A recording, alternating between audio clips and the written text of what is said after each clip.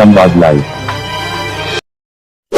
इस वीडियो को लाइक करें, हमारे चैनल को सब्सक्राइब कर बेल आइकन जरूर प्रेस करें हमारी न्यू वीडियो सबसे पहले देखने के लिए। अच्छा सुनो, सब्सक्राइब करते वक्त ना घंटी बजा देना, ताकि जब मैं ऑनलाइन आऊं तो तुम्हारे फोन की भी घंटी बजे।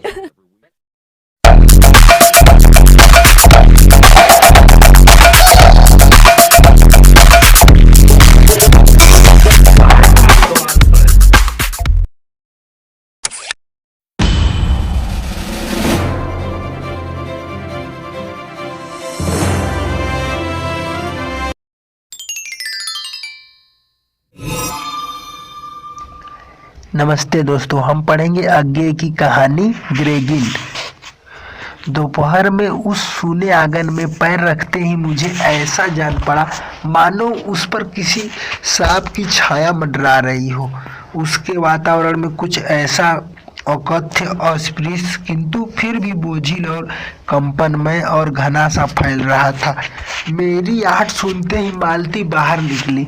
मुझे देखकर पहचान कर उसकी मुरझाई हुई मुख मुद्रा तनिक सी मीठे स्मित में जागी सी और फिर पूर्वत हो गई। उसने कहा, आ जाओ, और बिना उत्तर की प्रतीक्षा किए भीतर की ओर चली। मैं भी उसके पीछे हो लिया।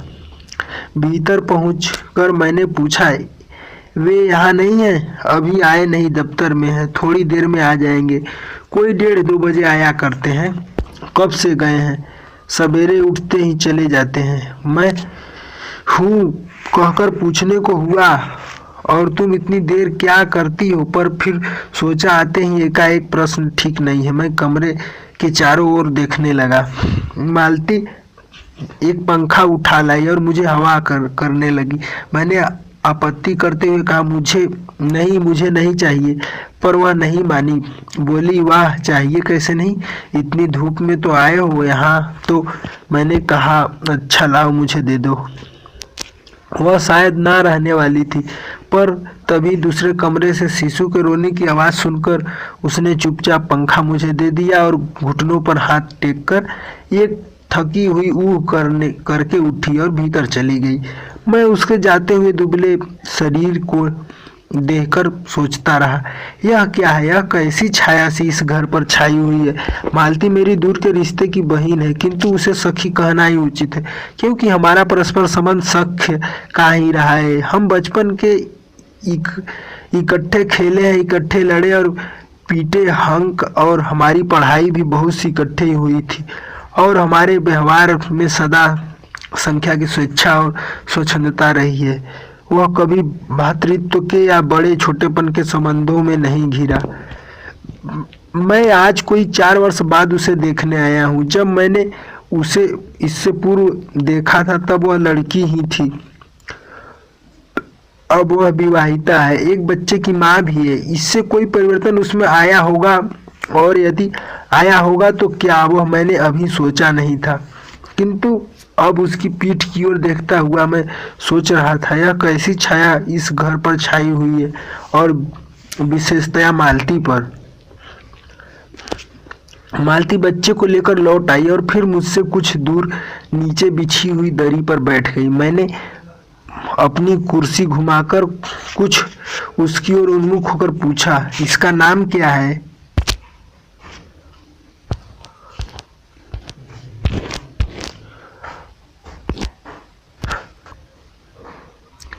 मालती ने बच्चों की ओर देखते हुए उत्तर दिया, नाम तो कोई निश्चित नहीं किया, वैसे टीटी कहते हैं।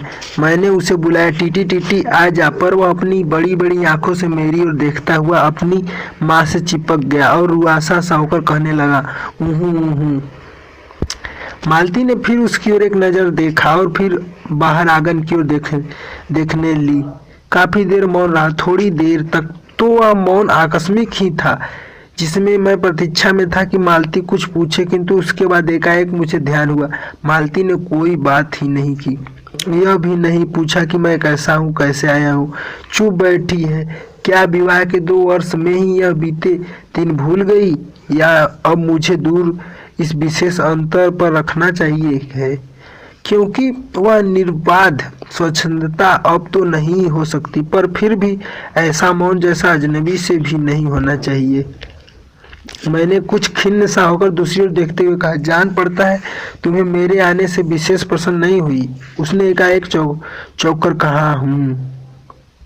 यह हूँ प्रश्न सूचक था, किंतु इसलिए नहीं कि मालती ने मेरी बात सुनी नहीं थी, केवल विस्मय के कारण। इसलिए मैंने अपनी बात दोहराई नहीं, चुप बैठा रहा। मालती कुछ बोली ही नहीं। थोड़ी देर बाद मैंने उसकी ओर देखा, वह एकटक मेरी ओर देख रही थी, किंतु मेरे उधर उन्मुख होते ही उसने आंखें नीची कर ली। फिर भी मैंने देख उन आंखों में कुछ विचित्र सा भाव था, मानो मालती के भीतर कहीं कुछ चेष्टा कर रहा हो, किसी बीती हुई बात को याद करने की, किसी बिखरे हुए वायुमंडल का पुनः जगाकर गतिमान करने, अभी किसी टूटे हुए व्यवहार तत्व को पुनर्जीवित करने की और चेष्टा में सफल न हो रहा हो।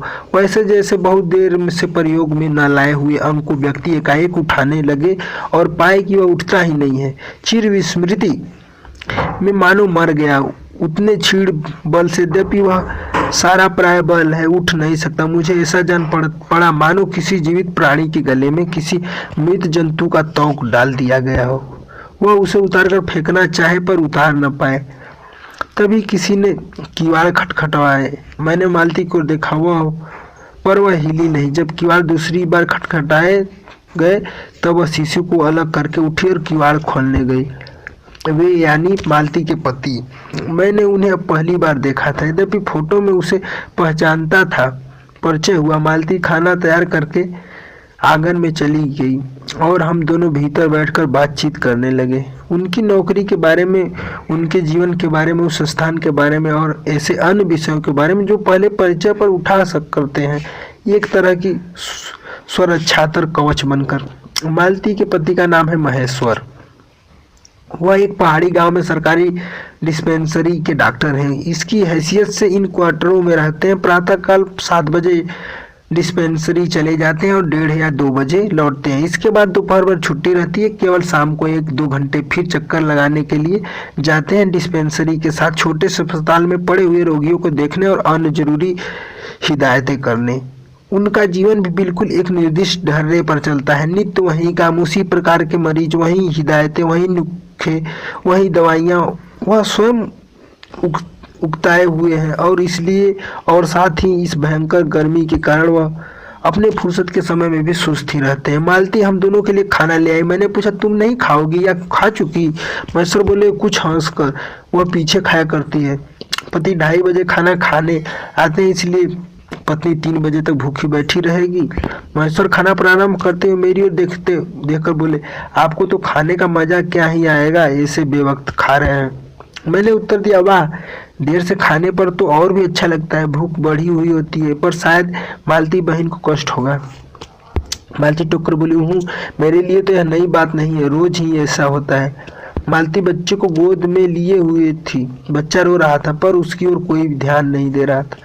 मैं कहा, वह रोता क्यों है? मालती बोली, हो ही गया चिड़चिड़ा सा, हमेशा ही ऐसा करता। फिर बच्चे को डांट कर कहा, चुप कर, जिससे वह और भी रोने लगा। मालती ने भूमि पर बैठा दिया, बोली, अच्छा ले, रो ले, और रोटी लेने आंगन में चली गई। जब हमने भोजन समाप्त किया तब 3 बजने वाले थे। महेश्वर ने बताया कि उसे आज जल्दी अस्पताल जाना है, वहाँ 1-2 चिंताजनक केस आए हुए हैं जिसका ऑपरेशन करना पड़ेगा। 2 की शायद टांग काटनी पड़े, गिरेगिन हो गया है। थोड़ी ही देर में वह चले गए। मालती किवाड़ बंद कर आई और मेरे पास बैठने ही लगी थी कि मैंने कहा, वह खाना तो खा लो, मैं उतनी देर टीटी से खेलता हूँ। वह बोली, खा लूंगी, मेरे खाने की कौन बात है, किंतु चली गई। किंतु मैं टीटी के हाथ से लेकर झुलाने लगा, जिससे वह कुछ देर के लिए शांत हो गया। दूर शायद अस्पताल में ही 3 खड़के एकाएक में चौंका। मैंने सुना मालती वहीं आंगन में बैठी अपने आप ही एक लंबी सी थकी हुई सांस के साथ कह रही, 3 बज गए, मानो बड़ी तपस्या के बाद कोई कार्य संपन्न हो गया हो। थोड़ी ही देर में मालती फिर आ गई। मैंने पूछा, तुम्हारे लिए कुछ बचा भी था? कुछ, सब कुछ तो बहुत था। हाँ, बहुत था, भाजी तो सारी मैं ही खा गया था, वहाँ बचा कुछ होगा नहीं, क्यों ही रोक तो न जमाओ कि बहुत था, मैं हंसकर कहा।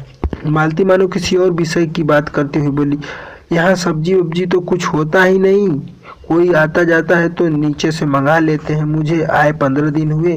जो सब्जी साथ लाए थे वहीं अभी बढ़ती जा रही है। मैंने पूछा नौकर कोई नहीं है? कोई ठीक मिला नहीं, शायद 2-1 दिन में हो जाए।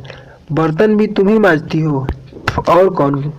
कहकर मालती क्षण भर आंगन में जाकर लौट आई। मैंने पूछा कहाँ गई थी? आज पानी ही नहीं है, बर्तन कैसे मांजेंगे? क्यों, पानी को क्या हुआ? रोज ही होता है, अब कभी वक्त पर तो आता नहीं। आज शाम को 7 बजे आएगा, तब बर्तन मांजेंगे। चलो, तुम्हें 7 बजे तक तो छुट्टी हुई। कहते हुए मैं मन ही मन सोचने लगा, तब उसे रात के 11 बजे तक काम करना पड़ेगा। छुट्टी का क्या खाक हुई? यही उसने कहा। मेरे पास कोई उत्तर नहीं था, पर मेरी सहायता टीटी ने कहा। एकाएक फिर रोने लगा और मालती के पास जाने की चेष्टा करने लगा। मैंने उसे दे दिया। थोड़ी देर फिर मौन रहा। मैंने जेब से अपनी नोटबुक निकाली और पिछले दिनों के लिखे हुए नोट देखने लगा। तब मालती को याद आया कि उसने मेरे आने का कारण तो पूछा नहीं, और बोली यहाँ आए कैसे? मैंने कहा ही तो। अच्छा, अब याद आया, तुमसे मिलने आया था। और क्या करने? तो 2-1 दिन ही रहोगे ना? 2-1 दिन रहोगे ना? नहीं, कल चला जाऊंगा, जरूरी जाना है। मालती कुछ नहीं बोली, कुछ खिन्न सी हो गई। मैं फिर नोटबुक की तरह देखने लगा। थोड़ी देर बाद मुझे भी ध्यान हुआ मैं आया हूँ तो मालती से मिलने, किंतु यहाँ वह बात करने के बैठी है और मैं पढ़ रहा हूँ। पर बात भी क्या की जाए? मुझे ऐसा लग रहा था कि इस घर पर जो छाया घिरी हुई है वह अज्ञात रहकर भी मानो मुझे भी वश कर रही है। मैं भी वैसा ही नीरस निर्जीव सा हो गया हूँ, जैसे जैसे यह घर, जैसे मालती। मैं पूछा तुम कुछ पढ़ती लिखती नहीं? मैं चारों ओर देखने लगा कि कहीं किताब दिख पड़े। यहाँ कहकर मालती थोड़ा सा हंस दी। वह हंसी कह रही थी यहाँ पढ़ने को क्या? मैंने कहा अच्छा, मैं वापस जाकर जरूर कुछ पुस्तक में भेजूंगा। और वार्तालाप फिर समाप्त हो गया। थोड़ी देर में मालती ने पूछा आए कैसे हो? लारी से? पैदल? इतनी दूर? बड़ी किस्मत हिम्मत है। आखिर तुमसे मिलने आया हूँ। ऐसे ही आए हो? नहीं, कुली पीछे आ रहा है सामान लेकर। मैंने सोचा बिस्तरा ले ही लूँ। अच्छा किया। यहाँ तो बस कहकर मालती चुप रह गई। फिर बोली तुम थके होंगे, लेट जाओ। नहीं, बिल्कुल नहीं थका, रहने भी दो। थके नहीं, भला थके। और तुम क्या करोगी? मैं बर्तन मांज रखती हूँ, पानी आएगा तो धुल जाएंगे। थोड़ी देर में मालती उठी और चली गई, टीटी के साथ लेकर। तब मैं भी लेट गया और छत की ओर देखने लगा। मेरे विचारों के साथ आंगन में आती हुई बर्तनों के खिसकने और खन खन ध्वनि मिलकर एक विचित्र एक स्वर उत्पन्न करने लगी, जिसके कारण मेरे अंग धीरे धीरे ढीले पड़ने लगे। मैं ऊँघने लगा। एकाएक वह एक स्वर टूट गया, मौन हो गया। इससे मेरी निद्रा भी टूटी। मैं उसे मौन में सुनने लगा। 4 खटक रहे थे और इसी का पहला घंटा सुनकर मालती रुक गई थी।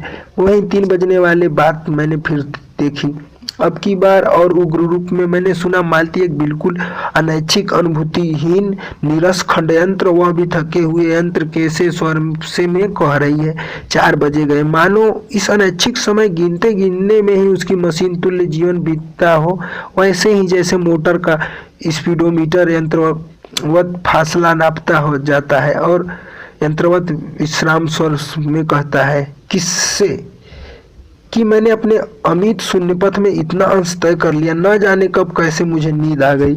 तब 6 कभी के बज चुके थे जब किसी के आने की आहट से मेरी नींद खुली और मैंने देखा कि महेश्वर लौट आए हैं और उसके साथ ही बिस्तर लिए हुए मेरा कुली। मैं मुंह धोने को, पानी मांगने को ही था कि मुझे याद है पानी नहीं होगा। मैंने हाथों से मुंह पोंछते पोंछते महेश्वर पूछा आपने बड़ी देर की? उन्होंने किंचित ग्लानि भरे स्वर में कहा हाँ, आज वह ग्रेगिन का ऑपरेशन करना ही पड़ा। एक कर आया हूँ, दूसरे का एम्बुलेंस में बड़े अस्पताल भिजवा दिया है। मैंने पूछा ग्रेगिन कैसे हो गया? एक कांटा चुभा था, उसी से हो गया। बड़े लापरवाह लोग होते हैं यहाँ के। मैंने पूछा यहाँ आपको केस अच्छे मिल जाते हैं? आय के ही लिहाज में नहीं, डॉक्टरी के अभ्यास के लिए। बोले हाँ, मिल ही जाते हैं। यहीं ग्रेगिन हर दूसरे चौथे दिन एक केस आ जाता है, नीचे बड़े अस्पताल में भी। मालती आंगन में से ही सुन रही थी, अब आ गई। बोली हाँ, केस बनते देर क्या लगती है? कांटा चुभा था, इस पर टांग काटनी पड़े, यह भी कोई डॉक्टरी है? हर दूसरे दिन किसी की टांग किसी की बाह काट आते हैं, इसी का नाम है अच्छा अभ्यास। महेश्वर से हंसे बोले, न काटे तो उनकी जान गंवाए। हाँ, पहले तो दुनिया में काटे ही नहीं होते होंगे, आज तक तो सुना नहीं था कि कांटों के चुभने से मर जाते हैं। महेश्वर ने उत्तर नहीं दिया, मुस्कुरा दिए। मालती मेरी ओर देखकर बोली, ऐसे ही होते हैं डॉक्टर, सरकारी अस्पताल है ना, क्या परवाह है, मैं तो रोज ही ऐसी बातें सुनती हूँ। अब कोई मर मुर जाए तो ख्याल ही नहीं आता, पहले तो रात रात भर नींद नहीं आती करती थी। तभी आंगन से खुले हुए नल से कहा, टिप टिप टिप टिप टिप। मालती ने कहा पानी और उठकर चली गई। खनखनाहट से हमने जाना बर्तन धोने जाने लगी है। टीटी महेश्वर की टांगों के सारे खड़ा मेरी ओर देख रहा थे। अब एकाएक उसे छोड़ मालती की ओर खिसकता हुआ चला। महेश्वर ने कहा उधर मत जाओ और उसे गोद में उठा लिया। वह मन चले और चिल्लाकर रोने लगा। महेश्वर बोले, अब रो रो कर सो जाएगा, अभी घर में चैन होगी। मैंने पूछा, आप लोग भीतर ही सोते हैं, गर्मी तो बहुत होती है। होने को तो मच्छर भी बहुत होते हैं, पर यह लोहे के पलंग उठाकर बाहर कौन ले जाए। अब की नीचे जाएंगे तो चरपाइयाँ ले जाएंगे। फिर कुछ रुक कर बोले, अच्छा तो बाहर ही सोएंगे, आपके आने का इतना लाभ ही होगा। टीटी अभी तक रोता ही जा रहा था। महेश्वर ने उसे एक पलंग पर बिठा लिया और पलंग को बाहर खींचने लगे। मैंने कहा मैं मदद करता हूँ और दूसरी ओर से पलंग उठाकर निकलवा दिया। अब हम तीनों महेश्वर, टीटी और मैं पलंग पर बैठ गए और वार्तालाप के लिए उपयुक्त विषय न पाकर उस कमी को छिपाने के लिए टीटी से खेलने लगे। बाहर आकर वह कुछ चुप हो गया था, किंतु बीच बीच में जैसे एकाएक कोई भूला हुआ अकर्तव्य याद करके रो उठता था और फिर एकदम चुप हो जाता था। और कभी कभी हम हंस पड़ते थे या महेश्वर उसके बारे में कुछ बात कर देते थे। मालती बर्तन धो चुकी थी जब वह उन्हें लेकर आंगन की ओर एक रसोई छप्पर की ओर चली गई। तब महेश्वर ने कहा, थोड़े से आम लाया हूँ, वह भी धो लेना। कहाँ है? अंगीठी पर रखे हैं, कागज में लपेटे हुए। मालती ने भीतर जाकर आम उठाए और अपने आंचल में डाल लिए। जिस कागज में वे लिपटे हुए थे वह किसी पुराने अखबार का टुकड़ा था। मालती चलती चलती संध्या के उस क्षीण प्रकाश में उसे को पढ़ती जा रही थी। वह नल के पास जाकर खड़ी उसे पढ़ती रही। जब दोनों ओर पढ़ चुकी तब एक लंबी सांस लेकर उसे फेंक कर आम धोने लगी। मुझे एक याद आया, बहुत दिनों की बात थी जब हम कभी स्कूल से भर्ती हुई थे जब हमारा सबसे बड़ा सुख, सबसे बड़ी विजय थी हाजिरी को चुकने के बाद चोरी के क्लास से निकल भागना और स्कूल से कुछ दूरी पर आम के बगीचे में पेड़ों में चढ़कर कच्ची आमियों तोड़ खाना। मुझे याद आता है कभी जब मैं भाग आता और मालती नहीं आ पाती थी, मैंने भी खिन्न मन लौट आया करता था। मालती कुछ नहीं पढ़ती थी। उसके माता पिता तंग से एक दिन उसके पिता ने उसे एक पुस्तक ला कर दी और कहा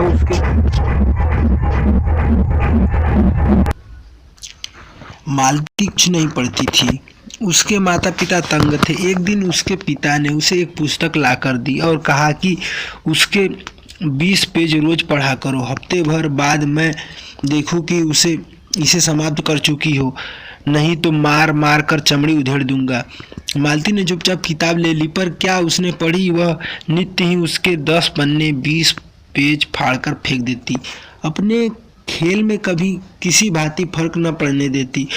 जब 8वें दिन उसके पिता ने पूछा किताब समाप्त कर ली तो उत्तर दिया, हाँ कर ली। पिता ने कहा, लाओ मैं प्रश्न पूछूंगा, तो चुप खड़ी रही। पिता ने फिर पूछा तो उद्धत स्वर बोली, किताब मैंने फाड़कर फेंक दी, मैं नहीं पढ़ूंगी। उसके बाद वह बहुत पीटी, पर वह अलग बात है। उस समय मैं यही सोच रहा था कि वही उद्धत और चंचल मालती आज कितनी सीधी हो गई, कितनी शांत और एक अखबार के टुकड़े को तरसती है। यह क्या? यह तभी महेश्वर ने पूछा, रोटी कब बनेगी? बस अभी बनाती हूँ।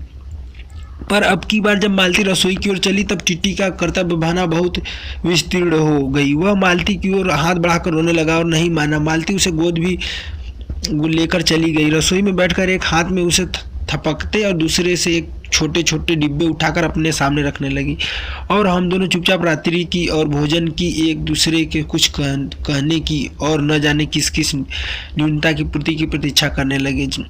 हम भोजन कर चुके थे और बिस्तरों पर लेट गए थे और टीटी सो गया था। मालती पलंग के एक और मोम जामा बिछाकर उस पर लिटा गई थी। वह सो गया था पर नींद में कभी कभी चौंक उठता था। एक बार तो उठकर बैठ भी गया परंतु फिर लेट गया। मैंने महेश्वर से पूछा, आप तो थके होंगे, सो जाइए। वह बोले, थके तो आप अधिक होंगे, 18 मील पैदल चलकर आए हैं। किंतु उनके स्वर ने मानो जोड़ दिया, थका तो मैं भी हूँ। मैं चुप रहा। थोड़ी देर में किसी अपर संज्ञा से मुझे बताया वह उग रहे थे। तब लगभग 10:30 बजे थे। मालती भोजन कर रही थी। मैं थोड़ी देर मालती की ओर देखता रहा। वह किसी विचार में, यद्यपि अपने बहुत गहरे विचार में नहीं लीन हुई, धीरे धीरे खाना खा रही थी। फिर इधर उधर खिसक कर वह आराम से होकर आकाश की ओर देखने लगी। पूर्णिमा थी, आकाश अनभ्र था। मैंने देखा उस सरकारी क्वार्टर के दिन में अत्यंत शुष्क और नीरस लगने वाली स्लेट की छत भी चांदनी की चमक रही है। अत्यंत शीतलता और स्निग्धता में छलक रही है, मानो चंद्रिका उस पर से बहती हुई आ रही हो, झर रही हो। मैंने देखा पवन में नीड़ के वृक्ष नरमी से सूखकर मटमैले हुए चीड़ के वृक्ष धीरे धीरे गा रहे हो। कोई राग जो कोमल है किंतु अरूढ़ नहीं, अशांतिमय है किंतु उद्वेगमय नहीं। मैंने देखा प्रकाश में धुतले नीचे आकाश के तट पर जो चमगादड़ नीरव उड़ान से चक्कर काट रहे हैं वे भी सुंदर दिखते हैं। मैंने देखा दिन भर की तपन, अशांति, थकान, दाह पहाड़ों में से भाप से उठकर वातावरण में खोए जा रहे हैं, जिसे ग्रहण करने के लिए पर्वत शिशुओं ने अपनी चीड़ वृक्ष रूपी भुजाओं आकाश की ओर बढ़ा रखी है। पर यह सब मैंने देखा अकेले में। मैंने महेश्वर उग रहे थे और मालती उस समय भोजन के निवृत्त होकर दही जमाने के लिए मिट्टी का बर्तन गर्म पानी में धो रही थी और कह रही थी, अभी छुट्टी हुई जाती है और मेरे कहने पर भी है कि 11 बजने वाले। धीरे से सिर हिलाकर जता रही थी कि रोज ही इतने बज जाते हैं। मालती ने वह सब कुछ नहीं देखा। मालती का जीवन अपनी रोज की नियत गति से बहा जा रहा था और वह चंद्रमा की चंद्रिका के लिए, एक संसार के लिए रुकने को तैयार नहीं था। चांदनी में शिशु कैसा लगता है, इस अलस जिज्ञासा में मैंने टीटी की ओर देखा और वह एकाएक मानो किसी सैसवोचित वामता से उठा और खिसक कर पलंग के नीचे गिर पड़ा और चिल्ला कर रोने लगा। महेश्वर ने चौंक कर कहा, क्या हुआ? मैं झटपट उसे उठाने दौड़ा। मालती रसोई से बाहर आकर निकल आई। मैंने उसे खट शब्द की याद करके धीरे से कूड़ा भरे स्वर से कहा, चोट बहुत लग गई है बेचारे के। यह सब मानो एक क्षण में एक ही क्रिया गति हो गया। मालती ने रोते हुए शिशु को मुझसे लेने के लिए हाथ बढ़ाते हुए कहा, उसके चोट लगती ही रहती है, रोज ही गिर पड़ता है। एक छोटे क्षण भर के लिए मैं स्तब्ध हो गया। फिर एकाएक मैंने मन में, मेरे समूचे अस्तित्व ने विद्रोह के स्वर में कहा, मेरे मन ने भीतर ही बाहर एक शब्द ही निकला, माँ, युवती माँ, यह तुम्हारे हृदय को क्या होगा जो तुम अपने एकमात्र बच्चे गिरने पर ऐसी बात कह सकती हो, और यह अभी जब तुम्हारा सारा जीवन तुम्हारे आगे है। तो तब एकाएक मैंने जाना कि वह भावना मिथ्या नहीं है। मैंने देखा कि सचमुच उस कुटुंब में कोई गहरी भयंकर छाया घर कर रही है। उसके जीवन में एक पहलू पहले ही यौवन में घून की तरह लग गई है। इतना अभिन्न अंग हो गया कि वे उसे पहचानने में भी नहीं, उसी की परिधि में घिरे हुए चले जा रहे थे। इतना ही नहीं, मैंने उसे छाया को देख भी लिया। इतनी देर में पूर्ववत शांति भी हो गई थी। महेश्वर फिर लेटकर उग रहे थे। टीटी मालती के लेटे हुए शरीर से चिपक कर चुप हो गया था। यद्यपि अभी एक आध सिसकी उसके छोटे से शरीर को हिला देती थी। मैं भी अनुभव करने लगा कि बिस्तर अच्छा सा लग रहा है। मालती चुपचाप आकाश में देख रही थी, किंतु क्या चंद्रिका को या तारों को। अभी 11 का घंटा बजा। मैंने अपनी भारी हो रही पलकें उठाकर अकस्मात किसी स्पर्श प्रतीक्षा से मालती की ओर देखा। 11 के पहले घंटे की अड़कन के साथ ही मालती की छाती एकाएक फफोले की भांति उठी और धीरे से बैठने लगी, और घंटा ध्वनि की कंपन के साथ ही मुँह खो जाने वाली आवाज़ में उसने कहा, 11 बज गए। धन्यवाद। इस वीडियो को अपने दोस्तों के साथ जरूर शेयर कीजिएगा और इस वीडियो में कमेंट करके हमें लाजमी तौर पर बताइएगा कि आने वाले वक्त में आप किस तरह की वीडियोस देखना पसंद करते हैं। और अगर आपने अभी तक हमारा चैनल सब्सक्राइब नहीं किया तो फौरन सब्सक्राइब कीजिए, साथ ही बेल आइकॉन पर क्लिक करें ताकि मजीद आने वाली वीडियो जो वक्तन फवक्तन आपके लिए इस चैनल पर अपलोड करते हैं वो आपको वक्त पर मिलती रहे और आप उनसे मुस्तफीद होते रहें। अगली वीडियो तक हमें दीजिए इजाजत। अपना ख्याल रखिएगा।